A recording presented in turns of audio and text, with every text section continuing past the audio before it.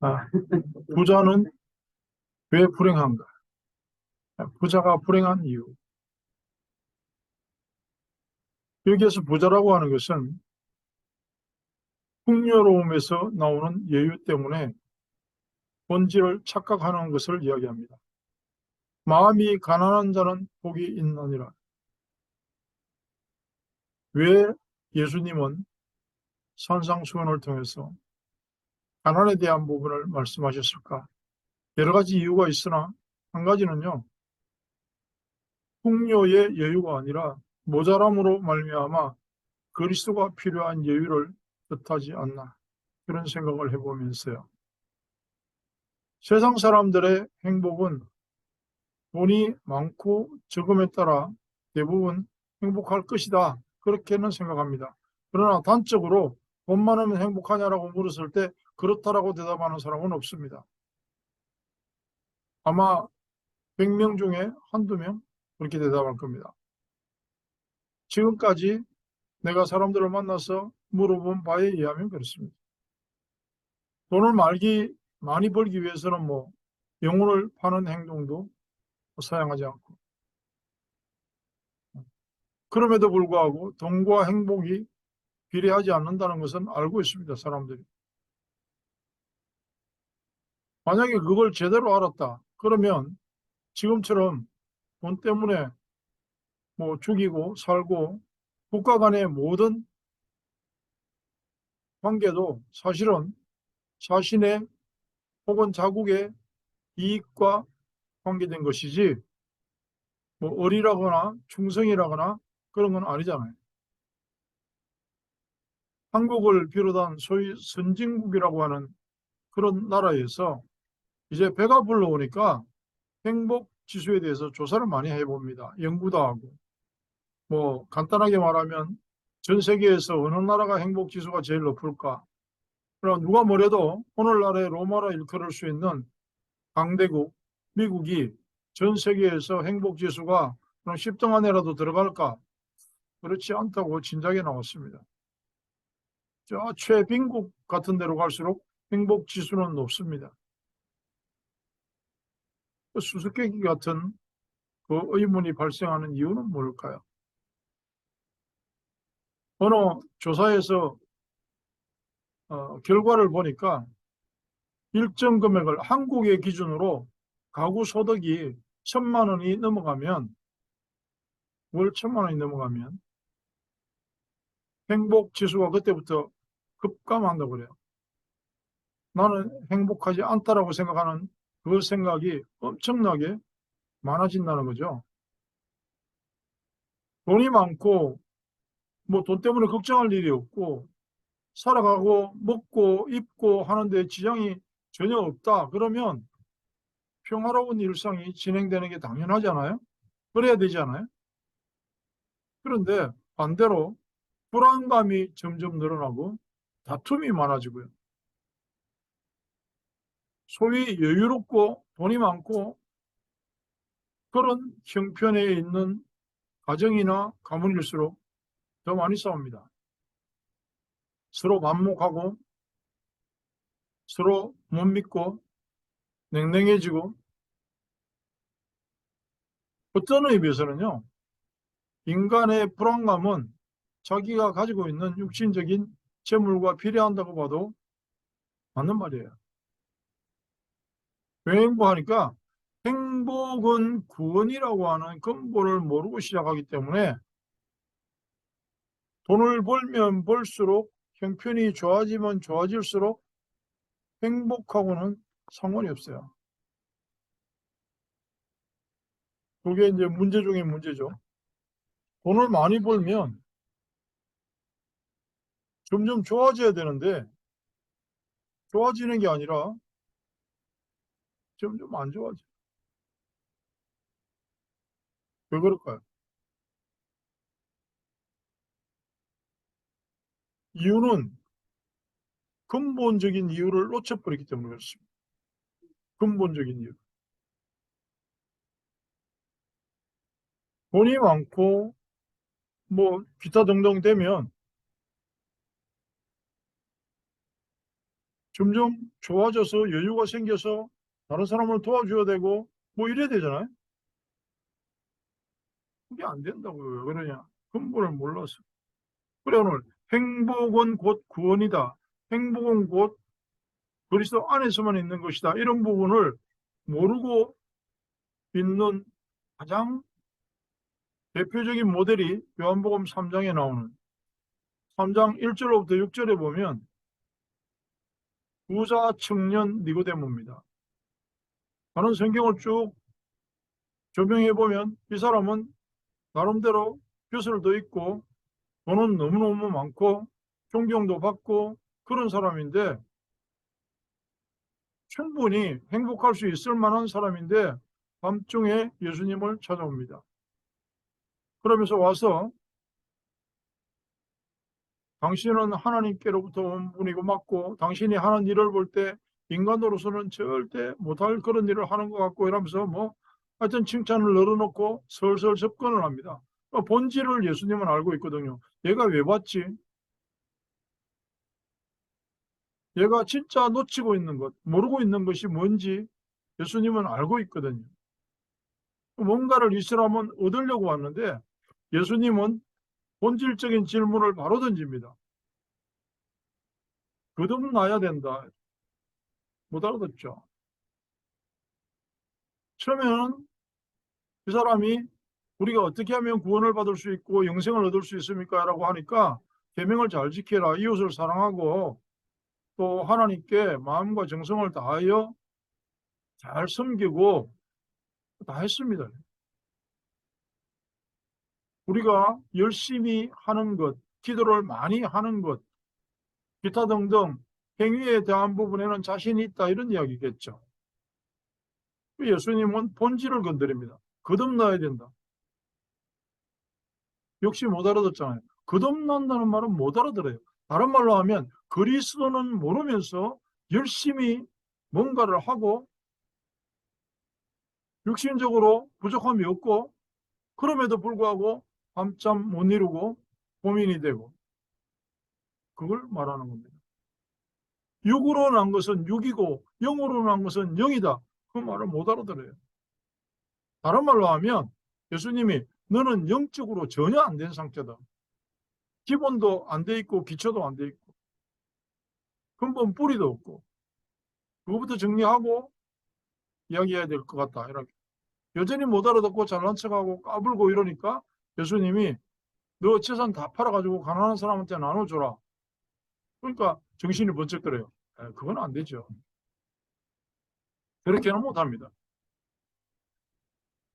그게 본질을 놓친 착각에서 오는 이야기. 본질을 놓쳐버렸어요. 길지도 않은 내용에서 어떤 의미에서 요한복음 3장 1절로부터의 대화에서 그 결론이 16절입니다.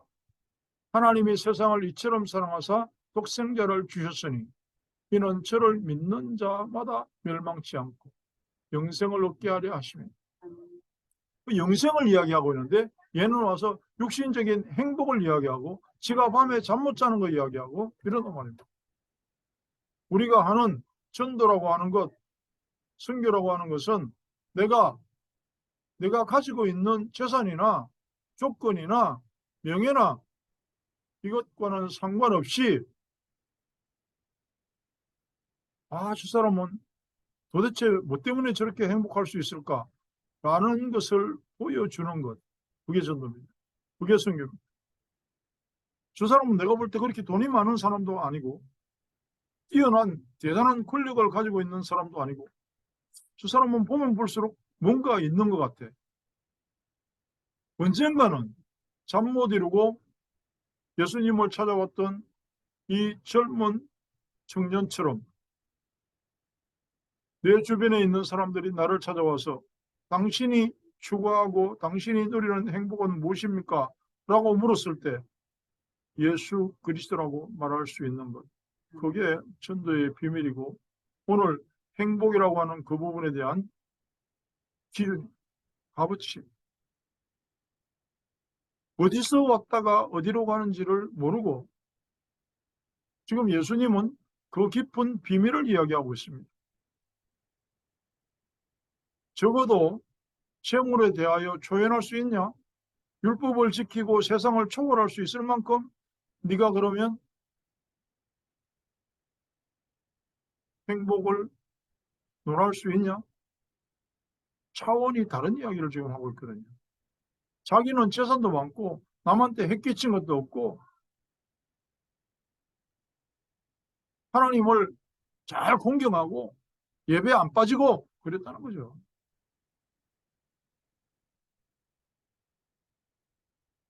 근데 우선순위를 어디에다 두고 있는가가 딱 한마디에서 들통이 났어요.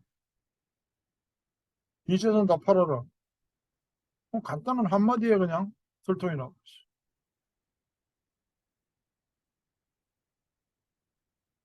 그 요한복음 3장에 있는 청년과 예수님의 제자들의 차이는 뭡니까? 예수님을 따라온 사람들 중에 재산이 많은 사람도 있고 가난한 사람도 있고 하루 벌어 하루 먹는 어부들도 있습니다. 공통점이 뭐였어요? 이 사람들은 나를 따라오너라. 배와 거물과 직업, 가족 전부 버려놓고 세리를 하고 있던 마태도 나를 따라오너라. 그 자리에서 빨딱 일어나서 따라왔다는 그게 차이가 나요. 재산을 다 팔아서 가난한 사람 주라. 굳이 그렇게 말 안 해도 따라왔어요. 그게 다른 점입니다. 우선순위가 달랐어요. 공나무에 올라가서 예수님 지나가는 걸 보려고 했던 삭개오도 내가 토생한 것이 있거나 하나님 앞에 잘못한 것이 있으면 4배나 갚겠나. 이미 재산의 그 경지를 넘어서 버렸어요. 현실과 보이는 것에 대하여 초월하지 못하는 나 자신을 돌아보면서 많은 의문이 생깁니다. 보이는 것 때문에 너는 지금 행복 지수를 놓치고 있지 않냐? 그 생각을 많이 해보거든요. 인간의 한계, 곧 돈의 한계에 대하여 오늘 시편 49편에 그냥 간단하게 이렇게 얘기하죠. 그 속전이 너무 엄청나기 때문에 돈으로 가지고는 구원을 살 수도 없고 이 형제를 구원하는데 돈 갖다 바쳐가지고 해결될 수 있는 부분이 없다. 그리고 시편 73편에도 그들은 눈이 튀어나오게 살이 찌고 자식들은 잘 되고 사업은 너무 잘 돼가지고 생각 이상의 돈을 벌고 그렇게 하는 거하고 시편 49편이 연관성이 있습니다. 그리고 누가복음 12장, 누가복음 16장 그 나오는 부자와 관련이 있어요. 누가복음 12장에 보면 부자라고 명시하고 예수님이 비유를 듭니다. 너무 밭에서 나는 소출이 많고 야 큰일 났다. 뭐가 큰일 났다. 이 창고를 더 지어야 되겠는데 일을 어떻게 하면 좋냐. 내 영혼아 너는 기뻐할 일만 남았다. 그때 예수님이 본질을 이야기합니다. 어리석은 자예요. 내가 네 영혼을 오늘 밤에 도로 찾으면 무슨 이야기입니까? 네 영혼을 거두어버리면 이렇게 말씀하지 않고 도로 찾으면 그게 네 게 아니다. 하나님이 너에게 주신 거 영혼 그거 찾아가 버리면 아무리 네가 자랑하고 내놓던 수많은 그 재산은 누구가 되느냐? 과연 그때도 네 거라고 말할 수 있냐? 오늘 10편 49편에 나오는 것처럼 집을 사놓고 영원히 지 것처럼 지 이름을 붙여놓고 이건 내 집이라고. 그거 되겠어? 이렇게 물어보는 겁니다. 누가복음 12장, 누가복음 16장, 10편, 73편, 49편 연관을 한번 해보면 조금은 이해가 갈 수 있을 겁니다. 왜 부자는 불행한가? 왜 예수님은 부자가 천국에 가는 것은 낙타가 그 예루살렘 문에 사람 하나 겨우 빠져나가기도 힘든 바늘귀라고 하는 그 문을 통과하는 것보다 힘들다.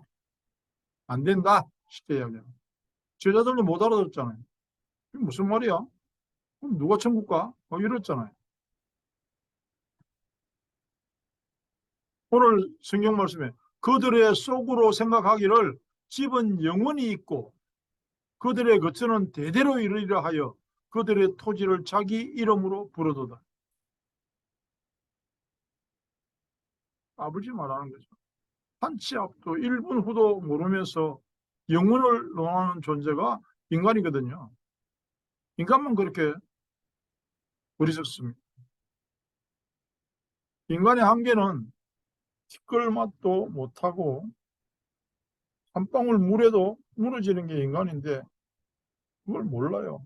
말하죠. 홍수가 날 때마다, 토네이도가 일어날 때마다 아, 인간은 별거 아니구나 말합니다, 사람들이. 그런데 사실은 금방 또 잊어버리고 까먹고 왜 그럴까요? 사탄이라고 하는 존재가 이 세상을 다스리면서 눈에 보이는 화려한 것들을 가지고 우리 인간을 철저하게 속여버리기 때문에 그렇습니다.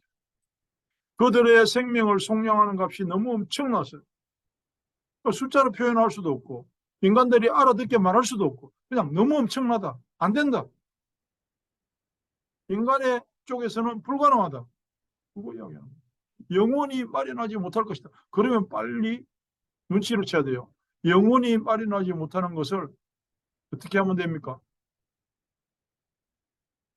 아예 포기하고 그리스도 이름으로 엎드리라. 그 말을 하는 거거든요. 한계를 정리해 주는 내용이 그 말이에요. 오늘 본문에 있는 말씀. 영원히 안 된다. 네 힘으로 안 돼. 고 이병철 회장 삼성 창업주가 24가지 질문을 했습니다. 하나님이 있다면 똑똑히 보여줘봐라. 내가 굉장히 똑똑한 사람인데 왜 내 눈에는 안 보이냐? 지가 못 봐서 그런 거죠. 정말 신이 있고 인간도 신이 만드는 존재라면 증거를 한번 내놔봐라. 지가 모르는 걸로 하나님한테 따지는 거예요. 성경이 어떻게 하나님의 말씀이냐? 내가 알아듣도록 설명을 해봐라. 내가 알기로는 그 사람 성경 제대로 안 읽었을 거예요. 읽었다 할지라도 못 깨달았겠죠. 왜냐? 하나님이 선택하는 것이 지가 알고 싶다고 알아지는 게 아니란 말이에요. 우리가 성경 말씀을 읽고 하나님의 말씀을 듣고 예배를 드리고 하는 것을 꿈에서라도 내가 잘나서 했다. 그런 생각을 하면 안 돼요. 그러면 이병철 회장이 했던 질문이나 똑같은 인간이 되는 겁니다. 악한 인간을 왜 만들었나? 과학이 점점 발달하니까 요즘 봐서는 불로장생하고 만수무강하겠다는데 그때는 하나님이 필요 없지 않겠나? 그건 지 생각이고요. 오늘 예수님을 찾아온 부자 청년과 다를 바가 하나도 없고 10편 49편의 질문과 10편 73편의 질문과 다를 바가 하나도 없어요. 인간적으로는 설명이 안 돼요. 수많은 석학이 있고 천주교 신부도 있고 왜 하필이면 복음을 정확하게 예수가 그리스도라고 전할 수 있는 목사만 그 옆에 없었을까? 그것도 하나님 뜻입니다. 누가 잘못했다는 게 아니고요. 그것도 하나님 뜻이라니까. 그 사람에게는 복음이 안 들려지는 게 하나님 뜻이에요. 그럴 때 우리는 뭘 느끼면 될까요? 아, 나는 그 사람보다 훨씬 더 하나님에게 사랑을 받은 사람이고 부르심을 입은 사람이구나. 그 감사하다는 거예요. 하나님의 뜻을 발견하는 눈이 열리지 않았다. 왜 그래요? 하나님이 열어주지 않았기 때문에. 행복을 보는 눈, 왜 안 열립니까? 하나님의 뜻이기 때문에 그렇습니다. 영적인 부자는 여유롭다. 10편 73편에서 성소에 들어갈 때 깨달았다. 뭐요? 하나님의 말씀을 듣고 그 감동으로 인하여 사실적인 진리를 깨달았다. 그런 뜻이죠. 그리스도로 충분하다면 눈물 흘릴 이유는 한 가지밖에 없어요. 복음을 전하기 위해서. 나는 가끔 눈물을 흘립니다. 나는 이렇게 왜 지지리도 다른 사람들은 다 잘하는데 목회를 못하고 부흥도 못 시킬까? 그것도 거의 종류가 비슷한 질문이라는 것을 알고는 있습니다. 그럼에도 불구하고 수시로 나는 그런 질문을 합니다. 세상 사람들 말처럼 나는 무슨 죄가 많아서 이렇게 못할까? 내가 하나님의 자녀인데 왜 이렇게 나는 전도를 못할까? 수시로 그 질문이 나를 괴롭혀요. 물론 그것 때문에 또 기도하게 되죠. 우리가 눈물을 흘릴 이유는 한 가지밖에 없어요. 어떻게 하면은 이 복음을 한 사람에게라도 제대로 전할까? 이 부자 청년처럼 예수가 그리스도된 사실을 알리고 거듭남의 비밀을 알려주고 구원의 그 놀라운 의미를 가르쳐 줄 수 있을까? 그거 외에는 우리는 눈물 흘릴 이유가 없어요. 적어도 그리스도로 충분하다고 고백했다면 그렇습니다. 하나님의 성소에 들어갈 때 그들의 종말을 내가 깨달았나이다. 실상과 허상, 육신의 것과 영적인 것, 한계와 창조의 능력, 하나님의 세계, 즉 말씀을 보는 망대. 말씀에 비추어서 세상을 보는 망대. 이번에 선교사 대회에서 망대라는 말이 많이 나오는데 뭐 시도 때도 없이 사람들이 막 망대를 세우죠.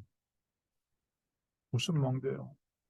세상을 말씀의 프리즘으로 비추어서 그리스도의 포커스로 볼 수 있는 망대.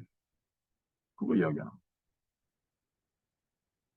어려움, 시련, 환란. 고린도서 8장 2절에 보니까 환란의 많은 시련 가운데 그들이 넘치는 기쁨과 극심한 가난이 그들의 풍성한 연보를 넘치도록 하게 하였느니라. 예루살렘에 지금 난리가 났어. 돈이 없어가지고. 그런데 오히려 고린도 쪽에서 헌금을 거둬가지고 사도 바울의 편을 통해서 전달합니다. 장사가 잘 돼서요? 아니요. 극심한 가난이 그들의 풍성한 연보를 넘치도록. 여기는 가난에서 오는 여유고 풍요에서 나오는 연유가 아니었다는 이야기예요. 그러면 우리는 할 일이 정말 루디아를 찾고, 루디아가 왜 중요한 인물이냐면 그 지역의 첫 열매, 마게도니아의 첫 교회, 그래서 중요하고, 말씀의 바탕 위에 세워진 교회, 말씀 운동이 시작된 하나님의 은혜가 임한 제자. 사도 바울이 꼭 전도여행에서 그곳을 들리는 곳, 의미 있는 곳이기 때문에 그렇습니다. 무슨함이 있었어요. 나를 주 믿는 자로 알거든 내 집에 들어와서 유하라. 이번에 선교 현장에서 헌금을 받아서 연부를 받았습니다. 처음으로 멕시코 선교 몇 년 하는 동안에 500페소도 안 되는 돈이, 우리 미국 돈으로 하면 20불, 25불 정도?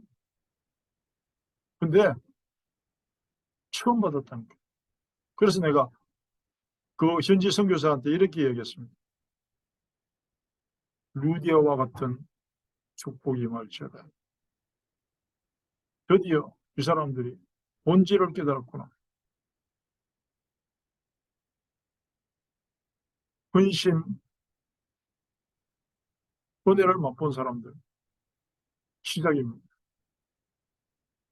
우리가 전도자라면 그 누군가를 위하여, 복음을 위하여 귀신을 쫓아내고 무슨 독을 마실지라도 해를 당하지 아니하며 뱀을 집어 올리고 증거를 밟는 권세가 당연히 주어질 것입니다. 이미 주어진 그 권세를 복음의 문으로 열어가는데 사용하게 될 것이고, 그리스도로 충만한 복된 전도자로 또 한 주간을 멋지게 누리기를 축복합니다. 살아계신 하나님, 오늘도 감사와 찬양과 영광을 돌려드립니다. 예수만 그리스도 되심이 오늘 말씀을 통해서 확인되게 하여 주시고, 모든 성도들이 드린 예물과 정성과 시간과 마음 깊은 곳에 있는 신앙 고백이 온전히 하나님 영광을 위해 받으시며 복음 위에 쓰임받게 하여 주시옵소서. 지금은 우리 주 예수 그리스도의 은혜와 하나님 우리 아버지의 무한 극진하신 사랑과 성령의 감화 감동 충만하심, 이제 말씀을 따라 영육간의 분간을 하며 무엇이 행복이며 무엇이 구원인지를 깨달아 알고 전하기를 원하는 사랑하는 성도들과 우리의 가슴에 품고 있는 저 선교지 끝까지 영원토록 함께 계실지어다.